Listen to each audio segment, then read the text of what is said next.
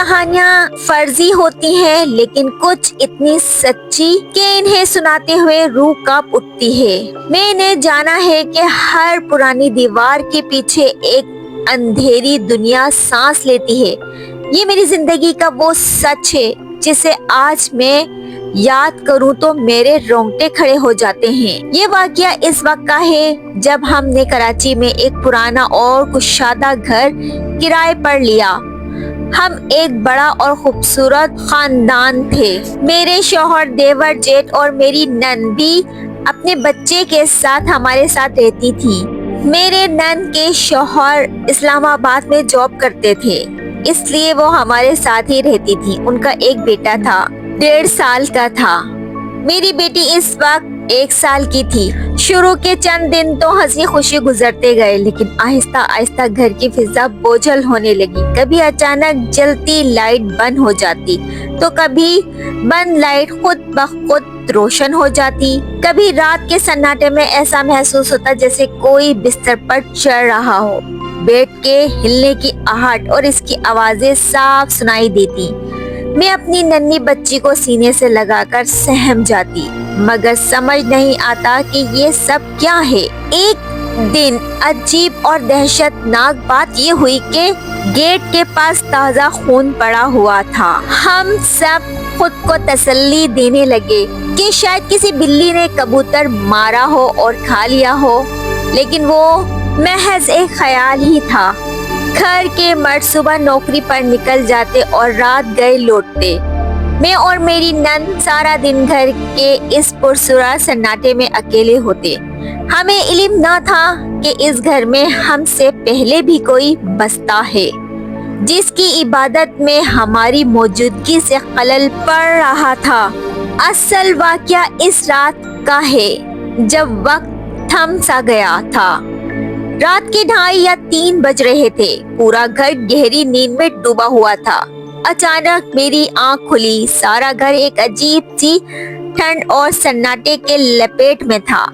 پھر ایک آواز سنائی دی، کسی کے سسکنے کی اور بلکنے کی آواز۔ ہمارا صحن کافی بڑا تھا۔ ایک کونے میں کچن تھا، کچن کے برابر میں میرا کمرہ تھا۔ صحن کے آخری کونے میں واش روم اور ٹوائلٹ بنے ہوئے تھے۔ وہ رونے کی آواز اسی کھلے صحن کے درمیانی حصے سے آ رہی تھی۔ مجھے لگا شاید میرے سسر کسی تکلیف میں رو رہے ہیں۔ میں ہمت جمع کر کے اٹھی اور کمرے کا دروازہ کھول کر باہر دیکھا۔ صحن بالکل خالی تھا، لیکن کسی بزرگ کے رونے اور ہچکیاں لینے کی آوازیں اب پہلے سے زیادہ واضح تھی۔ وہ کوئی غیبی ہستی تھی جو بے انتہا تکلیف میں بڑبڑا رہی تھی اور رو رہی تھی۔ میں نے جب اپنے سسر کے کمرے کی طرف جھانکا تو دیکھ کے میں حیران ہو گئی۔ وہ پرسکون سو رہے تھے۔ تو پھر یہ کون تھا جو صحن کے سناٹے میں ماتم کر رہا تھا؟ میری ہمت جواب دے گئی۔ میں دہشت کے مارے کانپتی ہوئی واپس کمرے میں آئی اور شوہر کو جگائے بغیر رات بھر جاگتی رہی۔ اگلے دن جب میں نے یہ تذکرہ اپنی نند سے کیا تو وہ تھوڑا حیران اور پریشان ہوئی۔ پھر میں نے اپنے شوہر سے اس بات کا ذکر کیا۔ پھر انہوں نے کسی عالم دین سے رجوع کیا۔ تب جب وہ گھر پر آئے ہم نے انہیں پوری ڈیٹیل بتائی۔ تب انہوں نے اس بات کا انکشاف کیا، بیٹی، جس کمرے کے کونے میں تم نے اپنی نند کا سامان اور الماری رکھی ہوئی ہے، وہ دراصل ایک بزرگ جناتی ہستی کی برسوں پرانی عبادت گاہ ہے۔ تمہارے سامان نے ان کا راستہ روک دیا ہے۔ وہ اپنی جگہ چھن جانے پر تڑپ کر رو رہے ہیں۔ ہم بہت زیادہ حیران اور پریشان ہوئے۔ ہم نے اسی وقت وہ جگہ خالی کرا دی، وہاں صفائی کی اور اسے ان بزرگ کے لیے وقف کر دیا۔ یقین کریں، جیسے ہی ہم نے ان کی جگہ انہیں واپس کی، گھر کی فضا میں تبدیلی آنا شروع ہو گئی۔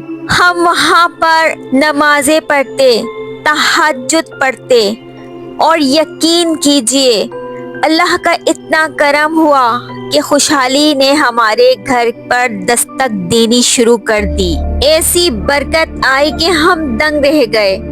آج یہ کہانی سنانے کا مقصد صرف اتنا ہے کہ ہم اس کائنات میں اکیلے نہیں ہیں. ہر جگہ ہر گھر میں کوئی نہ کوئی ہستی موجود ہوتی ہے. اب یہ ہم پر ہے کہ ہم ان کے وجود کا احترام کیسے کرتے ہیں. یقین کیجئے یہ آپ بیتی ہے. وہ ہستی اپنی جگہ پا کر خاموش ہو گئی اور ہمارے گھر دعاؤں اور برکتوں سے بھر گیا.